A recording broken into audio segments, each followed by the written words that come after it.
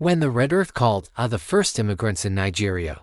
Part 1, the crossing the year was far beyond counting, a time when the Sahara was not yet the great desert it would become. Rivers flowed thick through grasslands, and herds of antelope covered the plains.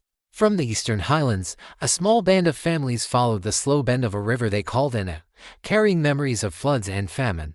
Their leader was Oba, a tall man with a scar across his right arm, earned from a lion hunt. Beside him walked Naya, his wife and the tribe's most skilled potter. With them were about 30 souls, hunters, gatherers, and children who had never seen the mountains their elders spoke of. They were not yet Nigerians, for no such name existed. They were a people searching for a home.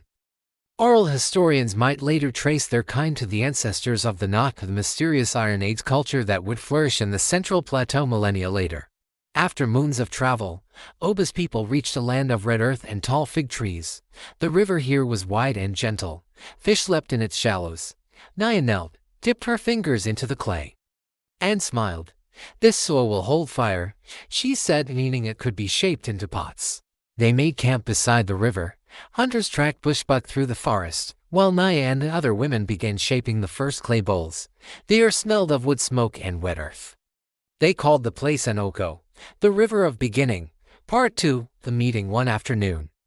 A scout named F returned breathless. "Smoke beyond the ridge," he said. Oba gathered his hunters and crept toward the hills. There, in a clearing, another group had already settled, shorter people, with lighter skins and hair braided close to their scalps. They were gathering yams from small gardens. These were the Ukuru, descendants of the first forest dwellers who had lived in these lands for generations. There was tension at first. Spears were lifted, words unknown to both sides hung in the air. Then Naya stepped forward, holding one of her new pots.